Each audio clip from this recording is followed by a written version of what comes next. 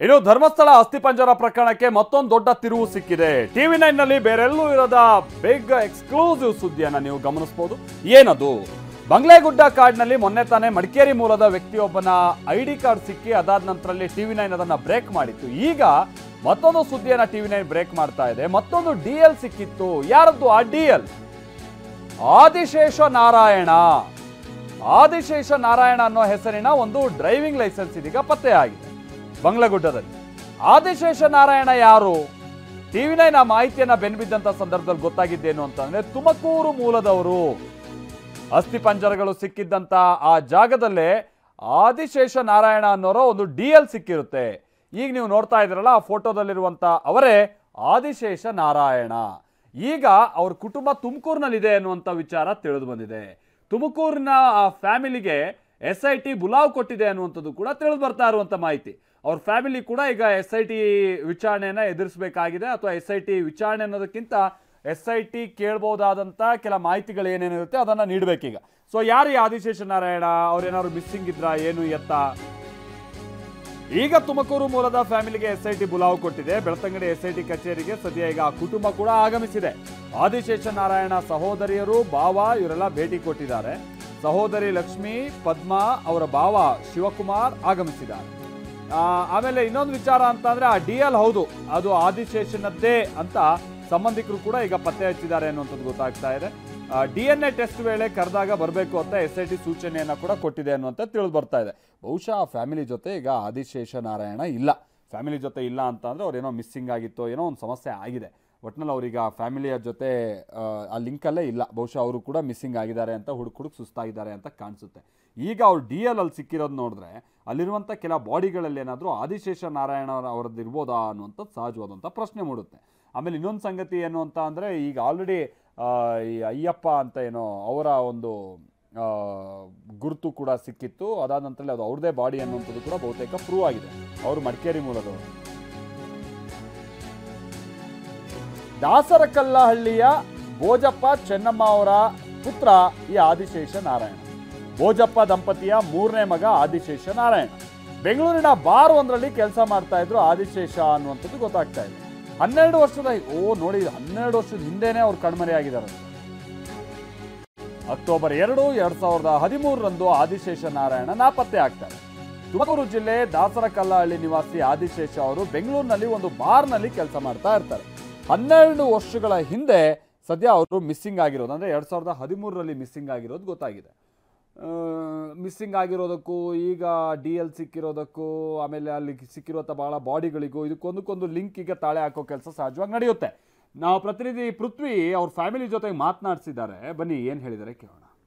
ಧರ್ಮಸ್ಥಳದ ಬಂಗ್ಲಗುಡ್ಡೆಯಲ್ಲಿ ಇತ್ತೀಚೆಗೆ ಏನು 7 ತಲೆಬುರುಡೆ ಮತ್ತು ಮೂಳೆಗಳೆಲ್ಲವೂ ಕೂಡ ಸಿಕ್ಕಿತ್ತು. ಅದನ್ನು ಪತ್ತೆ ಕಾರ್ಯದಲ್ಲಿ ಈಗ SIT ಇರುವಂಥದ್ದು. ಈಗ ತುಮಕೂರು ಜಿಲ್ಲೆ ಗುಬ್ಬಿ ಮೂಲದವ್ರನ್ನ ಕೆಲವೊಬ್ಬರನ್ನ ಕರೆಸಿಬಿಟ್ಟು ಅವ್ರ ಹತ್ರ ಕೆಲವು ಮಾಹಿತಿಯನ್ನು ಪಡೆದಿರೋವಂಥದ್ದು ಇಲ್ಲಿ ನೋಡ್ಬೋದಾಗಿದೆ. ಇಲ್ಲಿ ಇರುವಂಥವ್ರು ಇವತ್ತು ತುಮಕೂರು ಜಿಲ್ಲೆ ಗುಬ್ಬಿಯಿಂದ ಬಂದಂಥವ್ರು.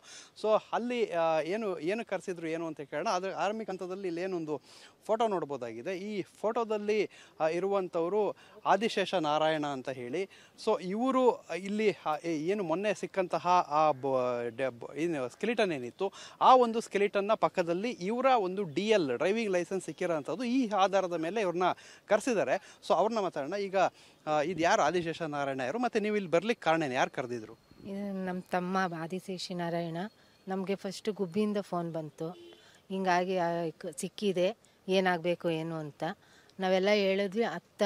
ಸಾಯಂಕಾಲ ಧರ್ಮಸ್ಥಳದಿಂದ ಫೋನ್ ಬಂದಿತ್ತು ಸರ್. ಈಗ ಆದಿಶೇಷ ನಾರಾಯಣ ಯಾವ ವರ್ಷ ಕಾಣೆಯಾಗಿದ್ದು? 2013 ಅಕ್ಟೋಬರ್ 2ರಿಂದ ಅವ್ರು ನಮ್ಮ ಮನೆ ಕಡೆಗೆ ಬಂದಿಲ್ಲ. ಈಗ ನಮಗೆ ಇನ್ಫಾರ್ಮೇಷನ್ ಬಂದು ನಿಮ್ಮ ಈ ಥರ ಆದಿಶೇಷ ನಾರಾಯಣ ಅನ್ನೋರ್ದು DL ಸಿಕ್ಕಿದೆ ನೇತ್ರಾವತಿ ಇದರಲ್ಲಿ, ಇಲ್ಲಿ ಬರ್ಬೇಕು, ನೀವು ಇನ್ಫಾರ್ಮೇಷನ್ ಕೊಡಿ ಅಂತ ಹೇಳಿದರು. ಇನ್ಫಾರ್ಮೇಷನ್ ಆದಷ್ಟು ಕೊಟ್ಟಿದ್ದೆ, ಮತ್ತು ಹೆಚ್ಚಿನ ಎಂಕ್ವೈರಿಗಾಗಿ ನೀವು ಬರಬೇಕು ಅಂತ ಹೇಳಿದರು. ನಾನು ಇಲ್ಲಿ ಬಂದು ಅವ್ರಿಗೆ ಏನು ಕೊಡಬೇಕಾಗಿತ್ತು ಅದನ್ನೆಲ್ಲ ಇನ್ಫಾರ್ಮೇಷನ್ ಕೊಟ್ಟಿದ್ದೀನಿ. ಈಗ ನೋಟಿಸ್ ಇಶ್ಯೂ ಮಾಡಿದ್ದಾರೆ. ನೆಕ್ಸ್ಟ್ ಏನಾರು ನಿಮ್ಗೆ ಫರ್ದರ್ ಇದು DNA ಅವೆಲ್ಲ ಏನೋ ಟೆಸ್ಟ್ ಮಾಡಬೇಕು ಅನ್ನೋದಿದ್ರೆ ಮಾಡಿ ಚೆಕ್ ಮಾಡಬೇಕು ಅನ್ನೋದಾದರೆ ನೀವು ಮತ್ತೆ ಬರಬೇಕು ಅಂತೇಳಿ ನಮಗೆ ಇದು ಕೊಟ್ಟಿದ್ದಾರೆ. ನಮ್ಗೆ ಈಗ 2013ರಲ್ಲಿ ಕಾಣೆಯಾದ ಅಂತ ಹೇಳಿ. ಎಷ್ಟು ಜನ ಮಕ್ಕಳು ನೀವು, ಮತ್ತೆ ಏನು ಕೆಲಸ ಮಾಡ್ತಾ ಇದ್ದೀವಿ ನಿಮ್ಮ ತಮ್ಮ? ನಮ್ಮ 3 ಜನ ಮಕ್ಕಳು, 2 ಹೆಣ್ಣು 1 ಗಂಡು. ಅವನು ಬಾರಲ್ಲಿ ಕ್ಯಾಶಿಯರು ಮತ್ತು ಎರಡು ಕೆಲಸ ಮಾಡ್ಕೊಂಡಿದ್ದ ಸರ್, ಸಪ್ಲೈ. ನಿಮ್ಮ ಜೊತೆ ಯಾವ ರೀತಿ ಇದ್ದ, ಮತ್ತೆ ಅಲ್ಲಿಂದ ನಾಪತ್ತೆ ಆಗಿದ್ದು ಅಂದ ತಕ್ಷಣ ಇದಕ್ಕಿಂತ ನಾಪತ್ತೆ ಆದ್ಮೇಲೆ ಹುಡುಕ್ಲಿಲ್ವಾ ನೀವು? ಹುಡುಕ್ಲಿಲ್ಲ, ಅವನು ಅವಾಗ ಹಂಗೆ ಹೋಗಿ ಬರ್ತಿದ್ನಲ್ಲ, ಹಂಗಾಗಿ ಬರ್ತಾನೆ ಬಿಡು ಅಂತ ನಾವು ಸುಮ್ಮನೆ ಆಗಿದ್ವಿ. ಈಗ ಧರ್ಮಸ್ಥಳಕ್ಕೆಲ್ಲ ಬರ್ತಾ ಇದ್ರ ನೀವು, ನಿಮ್ಮ ಫ್ಯಾಮಿಲಿ ಎಲ್ಲ ಯಾರು ಬರ್ತಾ ಇದ್ರ? ಹೆಂಗೆ? ಯಾರು ಬರ್ತಿರ್ಲಿಲ್ಲ, ನಾವು ಯಾರು ಬರ್ತಿರ್ಲಿಲ್ಲ. ಅವನು ಬರೋನು ಹೋಗ್ತಾ ಇದ್ದ, ಅವನು ನಾವು ಯಾರು ಬರ್ತಿರ್ಲಿಲ್ಲ ಜೊತೆಲಿ. ಅಂದ್ರೆ ನಿಮ್ಗೇನಾದ್ರು ಅನುಮಾನ ಆಯ್ತಾ ಆ ಟೈಮಲ್ಲಿ? ಏನಾದ್ರು ಕಂಪ್ಲೇಂಟ್ ಅಲ್ಲೇನಾದ್ರು ಕೊಟ್ಟಿದ್ರ? ನಾವು ಅಪ್ಪಾಜಿಯವರು ಕೊಡಕ್ ಬಿಡ್ಲಿಲ್ಲ, ಅವನು ಹಂಗೆ ಹೋಗಿ ಬರೋದಕ್ಕೆ ಕೊಡಕ್ ಬಿಡ್ಲಿಲ್ಲ. ನಾವು ಸುಮ್ಮನೆ ಆಗೋದು, ಹೋಗ್ತಾ ಬರ್ತಾ ಇದ್ನಲ್ಲ ಅಂತ ಅವತ್ತು ನೋಡಿದಷ್ಟೇ ಅವನ್ನ. ಹೆಂಗಿದ್ದ ಅಂದ್ರೆ ಮಾನಸಿಕವಾಗೆಲ್ಲ ಕರೆಕ್ಟ್ ಆಗಿದ್ನ? ಚೆನ್ನಾಗಿದ್ದ, ದಪ್ಪುಗೆ ಹೈಟುಗೆ ಚೆನ್ನಾಗಿದ್ದ, ಏನು ಇದಿರ್ಲಿಲ್ಲ. ನಮ್ಮ ಹತ್ರನೂ ಚೆನ್ನಾಗಿದ್ದ ಅವನು, ಏನಂತ ಗೊತ್ತಿಲ್ಲ. ನಾಪತ್ತೆ ಆಗೋದಕ್ಕೆ ಏನ್ ಕಾರಣ ಅಂತ ಹುಡುಕ ಮನೆಯಲ್ಲೆಲ್ಲ ಹೇಗಿದ್ದ ನಿಮ್ದು?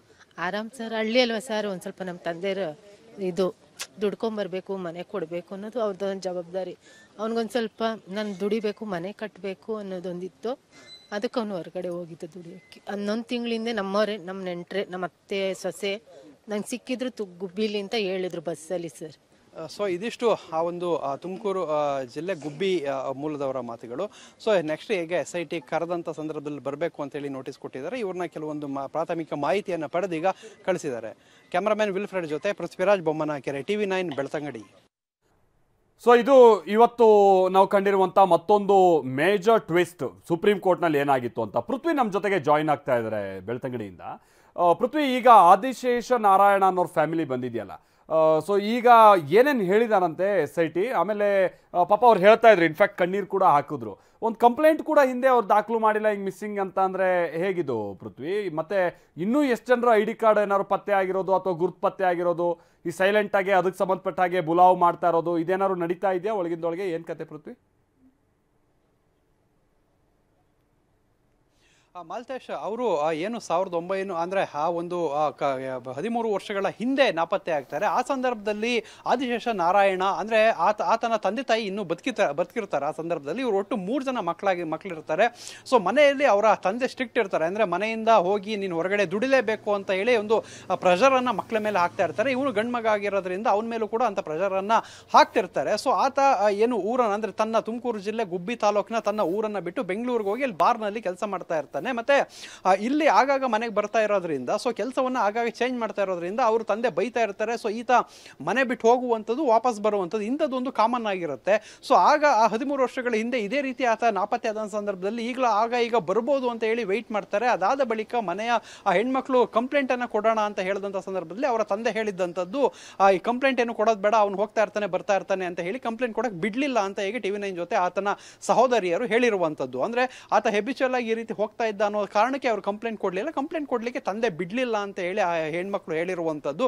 ಸದ್ಯಕ್ಕೆ ಆ ಒಂದು ಪ್ರಕರಣಕ್ಕೆ ಸಂಬಂಧಪಟ್ಟಂತೆ ಆ ಒಂದು ಶವದ, ಅಂದ್ರೆ ಅಸ್ಥಿಪಂಜರದ ಪಕ್ಕದಲ್ಲಿ ಒಂದು ಡ್ರೈವಿಂಗ್ ಲೈಸೆನ್ಸ್ ಸಿಕ್ಕಿದ್ರಿಂದ ಸೊ SIT ಅಧಿಕಾರಿಗಳು ಅವ್ರನ್ನ ಸಂಪರ್ಕ ಮಾಡಲಿಕ್ಕೆ ಸಾಧ್ಯ ಆಯಿತು. ಇಲ್ಲದೆ ಹೋಗಿದ್ರೆ ಅವರು ಮಿಸ್ಸಿಂಗ್ ಕಂಪ್ಲೇಂಟನ್ನು ಕೂಡ ಕೊಟ್ಟಿರಲಿಲ್ಲ, ಯಾವುದೇ ರೀತಿ ಏನು ಕೂಡ ಅಂದರೆ ಅಲ್ಲಿ ದೂರು ಕೂಡ ಇಲ್ದಿರೋದ್ರಿಂದ ಸೊ ಇಲ್ಲಿ ಸಿಕ್ಕಂತಹ ಏನು ಅಸ್ಥಿಪಂಜರದ ಪಕ್ಕದಲ್ಲಿ ID ಕಾರ್ಡ್ ಸಿಕ್ಕಲಿಲ್ಲ ಅಂದರೆ ಯಾವುದೇ ರೀತಿ ಪತ್ತೆ ಆಗ್ತಾ ಇರಲಿಲ್ಲ. ಸದ್ಯಕ್ಕೆ ಆ ಒಂದು ಡ್ರೈವಿಂಗ್ ಲೈಸೆನ್ಸ್ ಸಿಕ್ಕಿರೋದ್ರಿಂದ ಈಗ SIT ಅವ್ರನ್ನ ಸಂಪರ್ಕ ಮಾಡಿರುವಂಥದ್ದು. ಸಂಪರ್ಕ ಮಾಡಿದಂಥ ಸಂದರ್ಭದಲ್ಲಿ ಅವರು ಇವ್ರ ಮನೆಯವರು ನಾಪತ್ತೆ ಆಗಿದ್ದು ನಿಜ, ಮತ್ತೆ ಈ ರೀತಿ ಅವನ್ನ ಎಲ್ಲ ಡೀಟೇಲ್ ಅನ್ನು ತೆಗೆದುಕೊಂಡಿದ್ದಾರೆ. ಮುಂದೆ ಆ DNA ಪರೀಕ್ಷೆಗೆ ಏನಾದರೂ ಅವಶ್ಯಕತೆ ಬಿದ್ದರೆ ಕರಿತೀವಿ ಅಂತ ಈಗ ಕಳಿಸಿರುವಂಥದ್ದು. ಸೊ ಇದಕ್ಕೆ ಸಂಬಂಧಪಟ್ಟಂಗೆ ಈಗ 7 ಏನು ಆ ತಲೆಬುರುಡೆಗಳು ಅಸ್ಥಿಪಂಜರ ಸಿಕ್ಕಿದ್ವು, ಅದರಲ್ಲಿ 2 ಸಾರ್ಟ್ ಔಟ್ ಆದಂಗೆ ಆಯಿತು. ಒಂದು ಮಡಿಕೇರಿ ಮೂಲದ್ದು, ಇನ್ನೊಂದು ತುಮಕೂರು ಮೂಲದ್ದು. ಇನ್ನು ಉಳಿದು 5 ಏನು ಆ ಒಂದು ಬಂಗ್ಲಗುಡ್ಡದಲ್ಲಿ ಸಿಕ್ಕಂತಹ ತಲೆಬುರುಡೆಗಳೇನಿದೆ, ಸೊ ಅದರಲ್ಲಿ ಇನ್ನೊಂದೆರಡು ID ಕಾರ್ಡ್ ಸಿಕ್ಕಿದೆ, ಆದರೆ ಅದರ ಹೆಸರು ಮಾತ್ರ ಇದೆ, ಅಡ್ರೆಸ್ ಕಾಣ್ತಾ ಇಲ್ಲ ಅಂತ ಹೇಳಿ ಈಗ ಆಮೇಲೆ. Okay Prithvi, thank you Prithvi.